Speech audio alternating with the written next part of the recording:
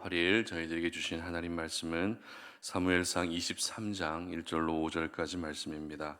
사람들이 다윗에게 전하여 이르되 보소서 블레셋 사람이 그 일날을 쳐서 그 타작마당을 탈취하더이다 하니 이에 다윗이 여호와께 묻자와 이르되 내가 가서 이 블레셋 사람들을 치리이까 여호와께서 다윗에게 이르시되 가서 블레셋 사람들을 치고 그 일날을 구원하라 하시니 다윗의 사람들이 그에게 이르되 보소서 우리가 유다에 있기로 두렵거든 하물며 그 일라에 가서 블레셋 사람들의 군대를 치는 일이리까 한지라.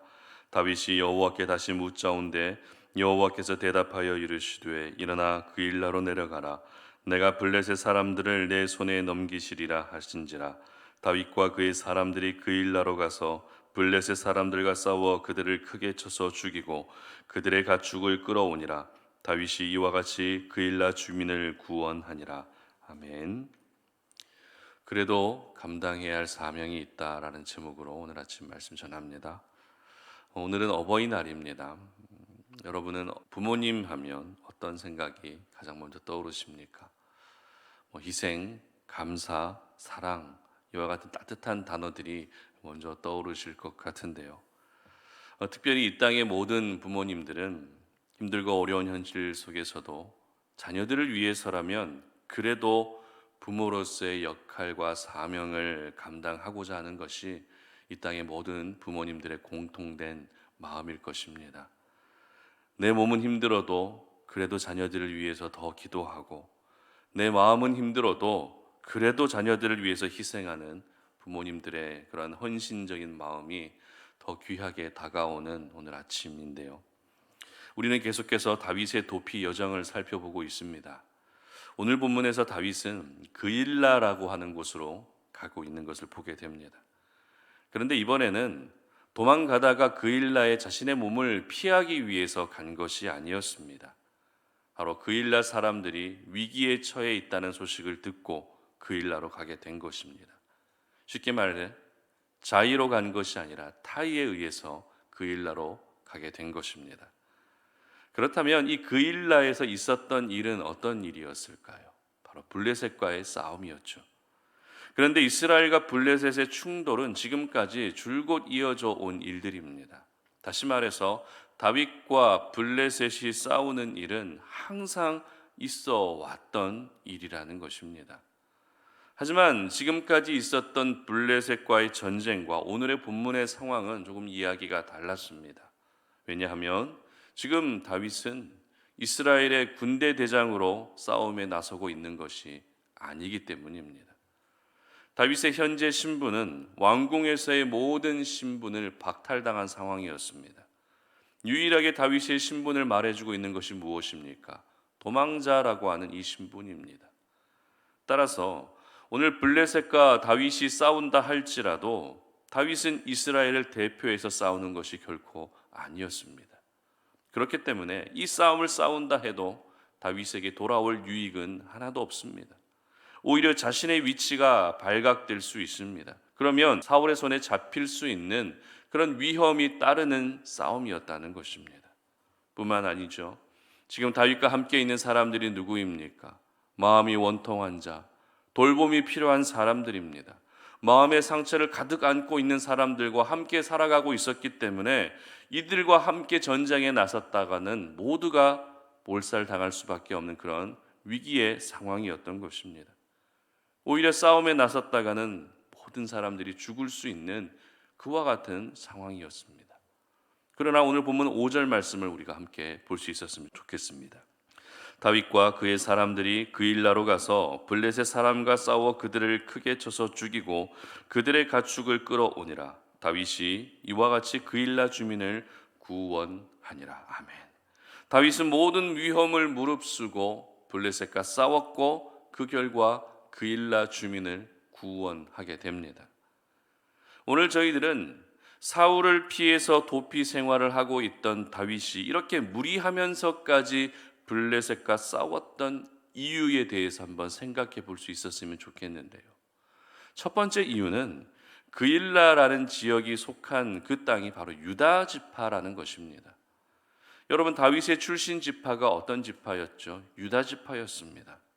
따라서 그일라가 블레셋 사람들에게 공격을 받았다는 것은 다윗의 한 가족이 지금 위기에 놓여지게 되었다라는 것을 말해주고 있는 것입니다.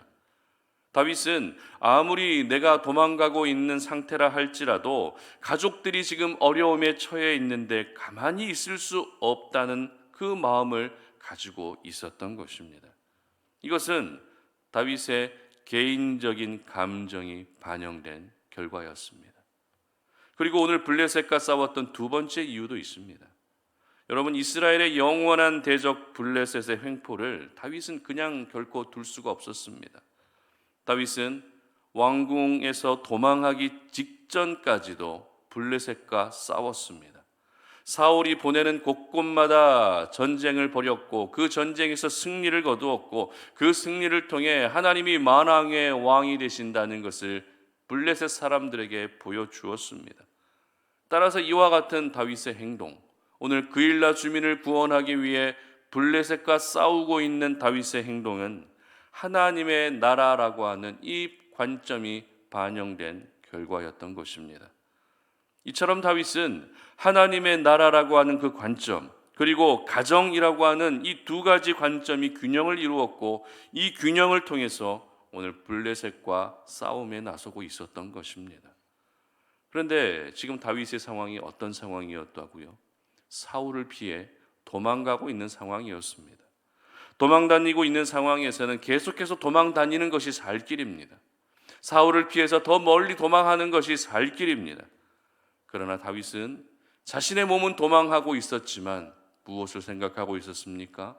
가정을 생각하고 있었고 하나님의 나라를 생각하고 있었던 것입니다. 저희들은 오늘 이렇게 도피 중에도 블레셋과 싸움에 나서고 있는 다윗을 보면서 하나님의 사람들은 그래도 감당해야 할 사명이 있다라는 사실을 깨닫게 됩니다. 특별히 다윗이 블레셋과의 싸움에 나서기 전에 하나님께 두 차례에 걸쳐서 기도로 묻고 있는 것을 오늘 본문을 통해 볼 수 있습니다. 먼저 2절 상반절 말씀을 보도록 합니다. 이에 다윗이 여호와께 묻자와 이르되 내가 가서 이 블레셋 사람들을 치리이까. 아멘. 그리고 4절 상반절입니다. 다윗이 여호와께 다시 묻자온대. 아멘. 여러분, 두 차례에 걸쳐서 하나님께 묻고 있는 다윗의 모습을 보면서 어떤 생각이 드십니까? 동일한 기도 제목을 가지고 하나님께 두 번 연속 묻고 있는 다윗의 모습을 보며 여러분 어떤 생각이 드십니까? 하나님의 사람들은 하나님이 원하시는 삶, 하나님이 기뻐하시는 일에 대한 거룩한 부담감을 항상 가지고 있어야 하는 것입니다. 하나님께 지금 묻고 있다는 것 자체가 지금 다윗의 심령 깊은 곳에서는 블레셋과 싸워야 한다는 거룩한 부담감이 생기기 시작했다는 것입니다. 거룩한 부담감이 있었기 때문에 하나님께 기도한 것입니다. 그러나 현실은 어떻습니까? 다윗은 도망자라는 것입니다. 사울을 피해서 더 멀리 도망가는 것이 바로 다윗이 지금 살아야 할 현실이었던 것입니다. 그래서 다윗은 기도할 수밖에 없었죠. 하나님, 내 마음은 지금 그일라 주민을 괴롭히는 블레셋과 싸우고 싶은데 지금 내 상황으로 섣불리 싸움에 나설 수 있는 상황이 아닙니다. 하나님, 어떻게 하면 좋겠습니까? 무엇이 하나님이 원하시는 것입니까? 이 질문을 두 번에 걸쳐서 하고 있는 것입니다. 그래서 하나님은 동일하게 같은 응답을 하시죠. 블레셋 사람들을 치고 그일라 주민을 구원해라. 이것이 바로 하나님이 원하시는 것이었습니다. 이것이 바로 도망 중에 있는 다윗이 감당해야 될 사명이었던 것입니다. 여러분, 그래도 감당해야 될 일이 있습니다. 우리는 그래도 감당해야 될 사명이 있다는 것입니다. 지금 내 상황은 감당하기 어려운 상황이고 엄두조차 나지 않는 현실이지만 그 상황 속에서도 하나님이 나에게 원하시는 삶이 분명히 있다는 것입니다. 그렇기 때문에 그래도 해야 할 일을 해야 하는 것입니다.